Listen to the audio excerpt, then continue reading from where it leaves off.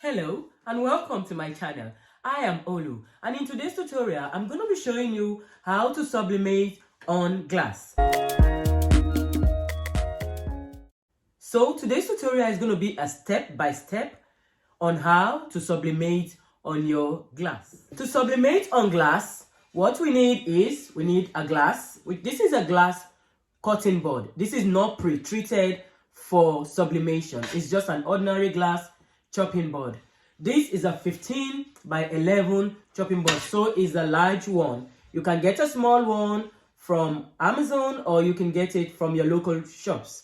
If you want to get from Amazon, I'll leave a link below of how to get this big one.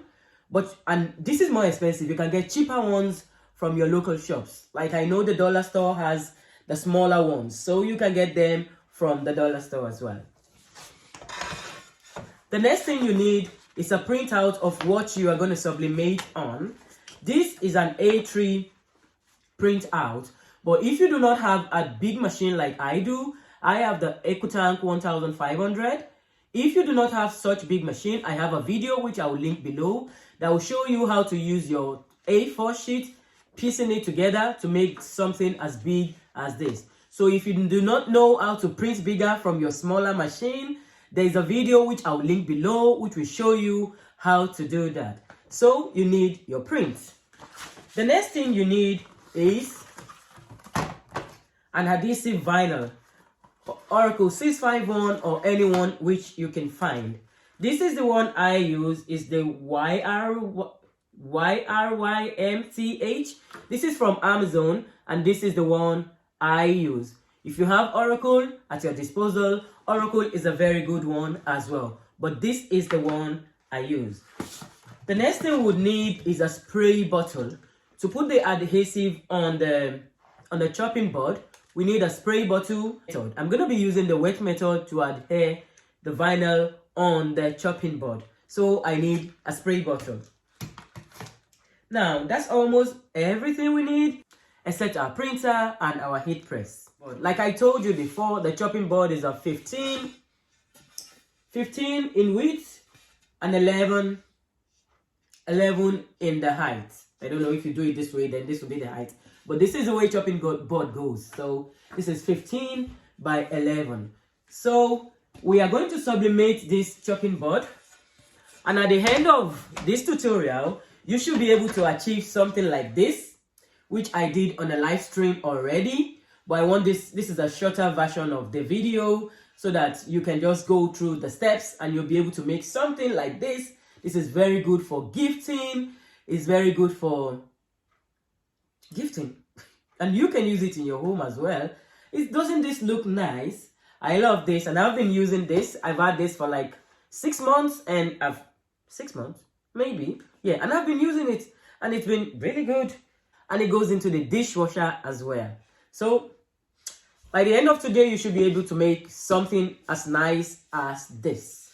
So let's get straight into the tutorial. So for this tutorial, the first thing you want to do is to remove the feet of the chopping board. It's so easy to remove. All you have to do is get your weeder. If you don't have a weeder, just something sharp, and go straight underneath the gel, like the feet, and pull it up. And that's it. See, it's as easy as that to remove. And place it somewhere safe. I'll do the same thing to all the 4 sides.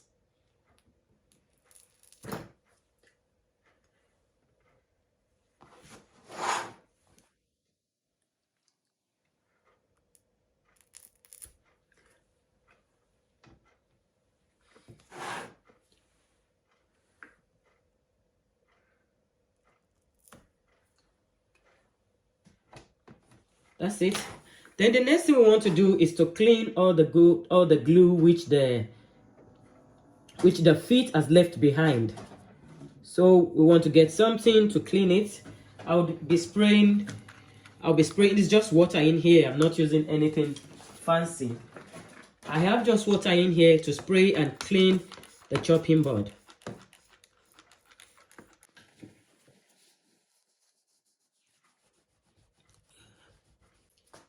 The next thing I want to do is to apply the adhesive vinyl onto the glass chopping board. With this adhesive vinyl, you can pre-cut if you want on your Silhouette Studio or any of your cutting machine. You can pre-cut, but today I am not going to pre-cut. I am just going to cut it while it's on it. Like, I place it, then I cut the excess on the, I'll cut the excess away. That's what I'm going to do this time. That's the method I'm going to use today.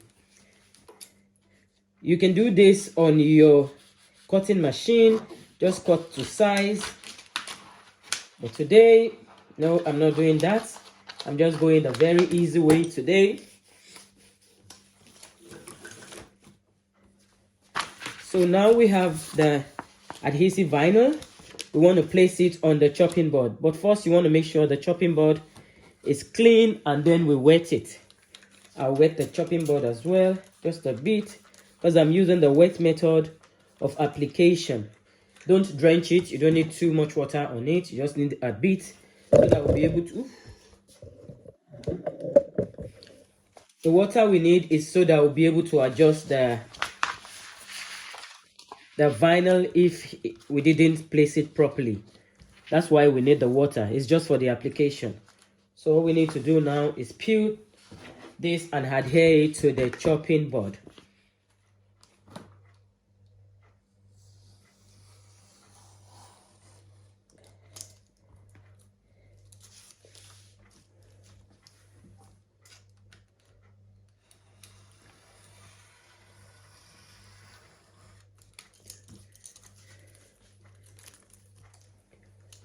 We're cutting out the excess from the vinyl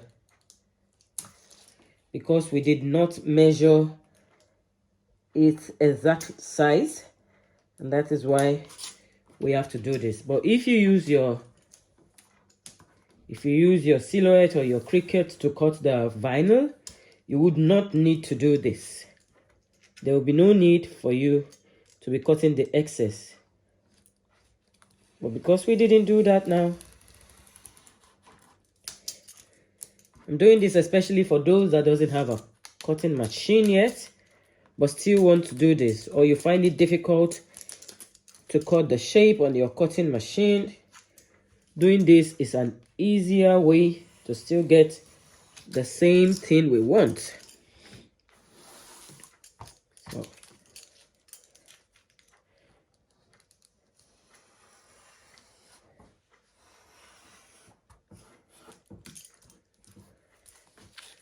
now, we can see we have a neat finish. Our vinyl is on our chopping board. Vinyl on the chopping board, all we need to do is, once it still lifts, that means it's not dry. You have to wait for this to dry before you adhere, before you put your design. Once you're doing this design, you cannot mirror this design. If you mirror it, then you wouldn't be getting it. It will come out mirrored. At the end of the day, our chopping board should be this way, like just this way. We don't need to mirror the image. So we're waiting for this chopping board to get dry now. That is the only disadvantage of the wet method, because you have to wait for it to dry a bit. Yeah, that's the only disadvantage to the wet method of application when you are applying white vinyl. But apart from that, it gives you the smoothest application. The wet method gives you the smoothest application, but then you have to wait for the water to dry a bit. Now that we've left our cutting board to dry for like 5 to 10 minutes, now I want to apply the transfer. This is the transfer going on a chopping board. So I'll be placing it where the vinyl is, which is at the back. This is tampered in the front, so we're using the back of it. So I'll be placing, we're going to sublimate it from the back, and it's going to shoot through the vinyl to show on this glass. So what we'll do is turn it to the back where the vinyl is. The design we want to attach goes right on it. And we hold it down with our very popular heat-resistant tape. You use the heat-resistant tape to hold it down. You won't be able to see it now because we have the white blocking it from the other side, but it will sublimate through the glass, and that is the result we want.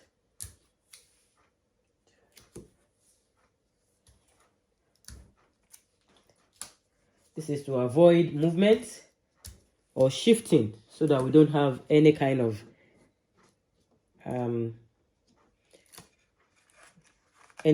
ghosting. So I'm gonna be adhering to the front, taping it to the front from there, like this. So before we sublimate our glass, I want to do a recap of what we did. The first thing we did was take the feet off on all the 4 sides at the back, and then we attached a white vinyl to the back, not the tampered part. This is the part that you cut on, so we've attached it to the back of it, and on the back we attach the sublimation print. And now we've brought it to the heat press. We're going to sublimate this at 385, between 385 to 400, depending on your heat press, for 190 seconds or 200 seconds. It depends on what you want, the temperature, how long you want it to be. But 190 is well enough to sublimate this glass. It's a tempered glass now, and that's why it can stand all the heat. Now, you have to be careful when you're doing ordinary light or thin glass, because those might not be able to stand the pressure of this, because while we are sublimating this, it's going to go on a high pressure, like we're going to make it really tight on it.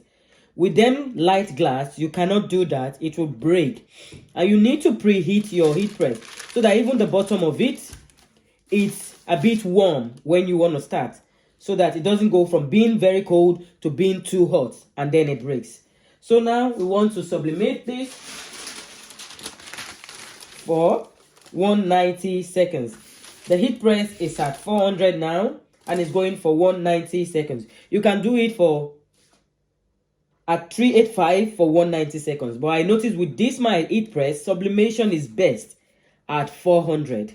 So now I'll sublimate 400 for 190 seconds.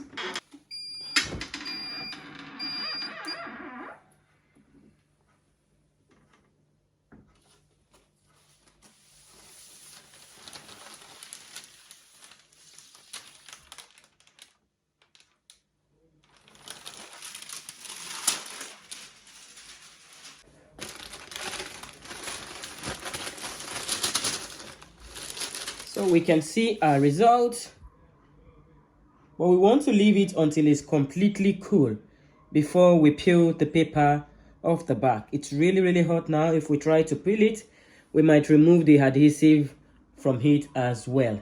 So let's wait for it to cool, at least like completely cool to the touch, before we remove the paper. Now our glass has been properly sublimated and is cool, and now we want to remove the sublimation paper off the back of it. Once it's cool, it's easier to remove the sublimation paper, and you might have some remnants left while removing the sublimation paper, but that could be easily taken away with water, and that could be easily wiped down and taken away. Okay, so that's not coming off so easily, but we take off as much as we can, and then we take it into the sink and we soak it with water. I'll show you all the process. Shouldn't be that hard.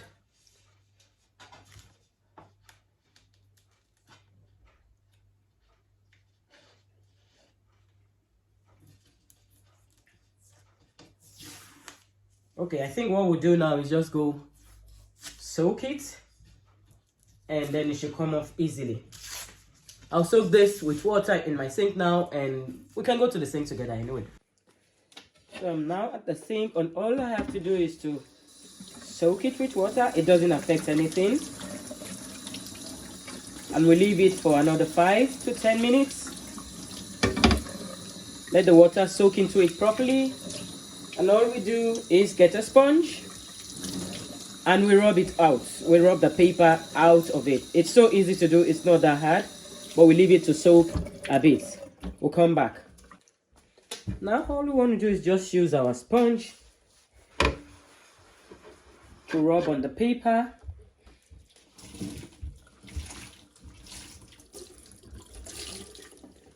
We want to rub on the paper and we could see it coming off easily. It's so easy to do that. It doesn't take a lot to do, like just rub the paper out.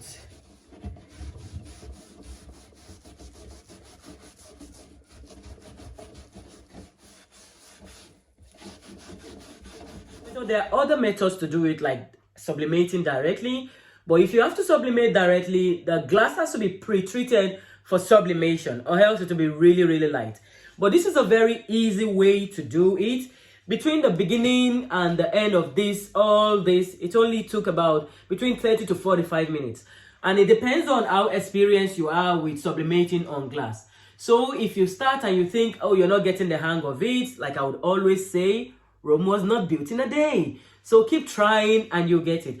With the method with this tutorial, I believe you should be able to do something like this with no stress. So the next thing we need to do now is to apply the feedback.